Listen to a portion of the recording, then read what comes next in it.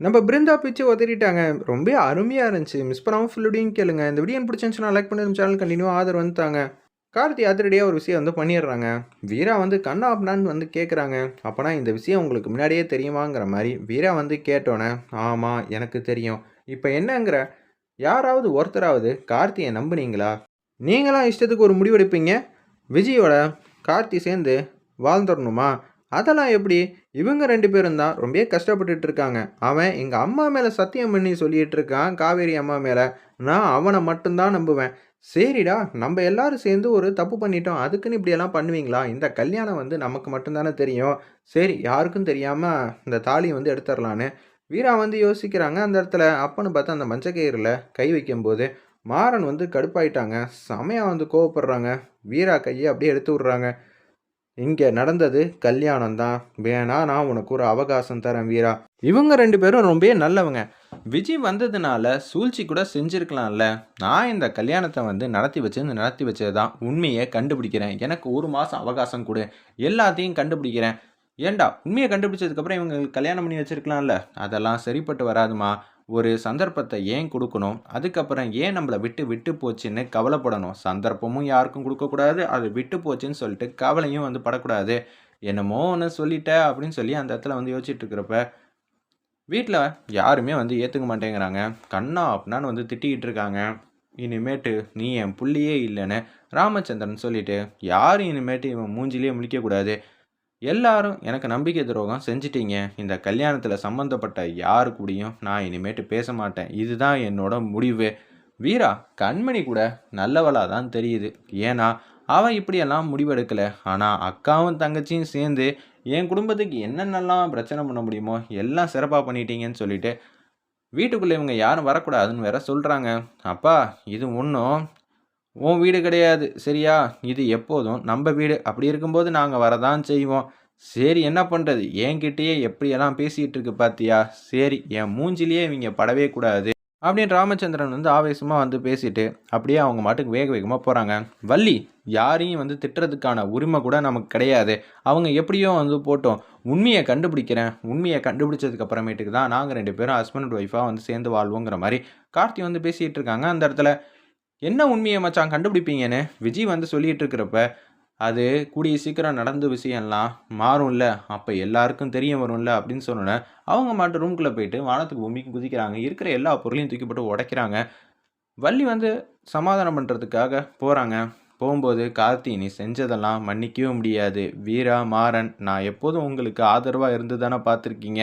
இந்த விஷயத்துல நீங்க செஞ்சது மிகப்பெரிய தப்பு." அப்படின்னு சொல்லிட்டு, அவங்க மாட்டும் ரூம்குள்ள போயிட்டு சமாதானம் பண்றதுக்காக போறாங்க. விஜய, "நீ எதுக்கும் கவலைப்படாத. உனக்கு நான் இருப்பேன். என்னதான் நீங்க என் பக்கம் இருந்தாலும், கார்த்தி மச்சான் நிக்கிற மாரி இருக்குமா? அவருக்கு ஏன் இப்படியெல்லாம் வந்து பண்ணாரு? அவருக்கா ஆசை ஆசையா வந்து எல்லாமே வந்து சமைச்சு வச்சேன். ஆனா கடைசியில அவர் இப்படியெல்லாம் ஒரு முடிவு எடுத்திருக்காரே!" அப்படின்னு சொல்லிட்டு வள்ளிகிட்ட 1, 2ஆ வந்து சொல்லிட்டு இருக்காங்க. கண்மணி வந்து கேட்குறாங்க, "எனக்கும் உனக்கும் என்ன வித்தியாசம்? எனக்கு ஒண்ணும் புரியல வீரா" அப்படின்னு சொல்லும்போது, "எனக்கும் இதுக்கும் சம்மந்தமே இல்ல. இதெல்லாம் வெளியாள் வந்து நம்புவாங்க. நான்லாம் நம்ப மாட்டேன். தேவையில்லாம நீ பிரச்சனை பண்றல்ல.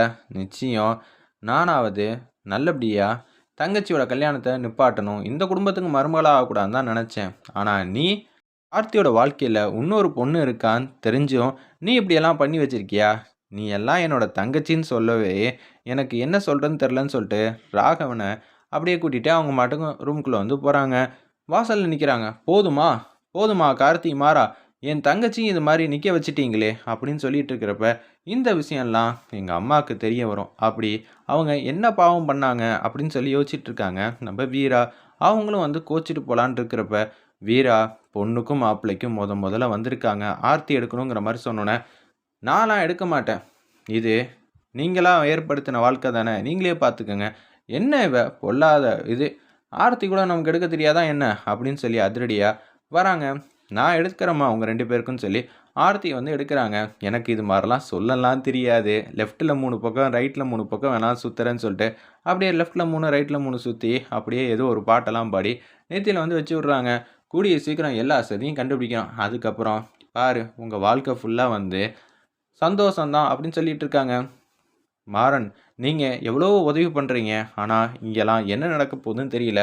கொஞ்சம் கஷ்டமும், நஷ்டமும் எல்லாமே இருக்கும். அது எல்லாம் வந்து சமாளிச்சா தானே, கடைசியில நம்ம ஆசைப்பட்ட விஷயம் வந்து நடக்கும். நிச்சயம் நீ தான் இந்த வீட்டு மருமகன்னு நிரூபிச்சு காட்டுறேன். இந்த மாறனுக்கு என்ன நடந்திருக்கு, ஏது நடந்திருக்குன்னு கண்டுபிடிக்க தெரியாதா என்ன? நான் கார்த்திய நம்புறேன். அவன் பொய் சொல்ல மாட்டான்னு எனக்கு நல்லாவே தெரியுங்கிற மாரி யோசிச்சுட்டு இருக்கிறப்ப, அதே மாரி வீட்டு வாசல்ல வந்து ஒரு நெல்லுலாம் வச்சு வைக்கிறாங்க. ஒரு பாத்திரத்தில. இத எட்டி உதைச்சிட்டு வாமான்னோனே, அத அப்படியே எட்டி உதைச்சிட்டு அப்படியே வந்து பிருந்தா மாட்டுக்கும் வராங்க. வந்தோனே, ஃபர்ஸ்ட்டு எடுத்தோனே, அம்மா படத்துக்கு முன்னாடி, "நில்லுங்க.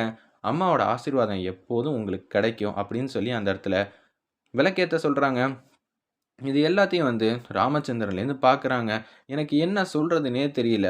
நான் ஒரு யோசனை பண்ணி, விஜய்க்கும் கார்த்திக்கும் கல்யாணம் பண்ணி வச்சா, இவன் அவன் நெனச்சது தான் கரெக்ட்டுங்கிற மாரி இன்னமும் வந்து சொல்லிட்டு இருக்கானே! அப்படின்னு சொல்லி ராமச்சந்திரன் மாட்டுக்கு எதுவும் சொல்ல முடியாம அங்கேருந்து போறாங்க.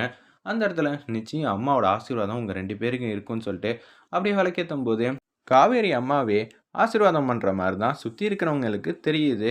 அந்த இடத்துல அம்மாவே ஆசீர்வாதம் பண்ணிட்டாங்க. நீங்க எதுக்கும் கவலைப்படாதீங்க. எந்த சதியா இருந்தாலும் நான் பார்த்துக்கிறேன். நீங்க நிம்மதியா வந்து இருந்தா போதும். ஏன்பா உங்களுக்கு நான் கல்யாணம் பண்ணி வச்சிருக்கேன். மாறன் பேசிட்டு இருக்காங்க அந்த இடத்துல. பிருந்தா நீ ஒரு ரூம்லயும் தான் இருக்கணும். கார்த்தி ஒரு ரூம்ல தான் இருக்கணும். சொல்றது புரிஞ்சுச்சுல அப்படின்னு சொல்லும்போது, டேய் என் வாழ்க்கையே திசை மாறி போயிருக்கும்டா. நீ தான்டா வந்து எப்படியெல்லாம் வந்து போன வாழ்க்கைய இழுத்து பிடிச்சு கட்டி வச்சிருக்க. அப்படி இருக்கும்போது நிச்சயம் இந்த உண்மை சதியெல்லாம் கண்டுபிடிச்சதுக்கப்புறம் அப்பாவே விஜய அடிச்சு துரத்திட்டு இந்த பக்கம் பிருந்தாவ மருமகளா ஏத்துப்பாங்க. ஏய் என்ன இந்த வீட்ல யாருக்குமே பிடிக்காது. அத விட ரொம்ப கோவத்துல இருப்பாங்க உங்க மேல. கொஞ்சம் ஜாக்கிரதையா இருந்துக்கணும். சரியா? பிருந்தா யாரையும் நம்பக்கூடாது. நான் இனிமேட்டு கார்த்தியோட ஒய்ஃப். அப்படி இருக்கும்போது இந்த இடத்த யாருக்காகவும் நான் விட்டுக் குடுக்க மாட்டேன். என் உரிமைய எப்படி இருந்தாலும் எப்படி வாங்கிக்கணும்னு எனக்கு நல்லாவே தெரியும். சூப்பர்மா! எப்போதும் இது மாரி தான் பாசிட்டிவா இருக்கணும்.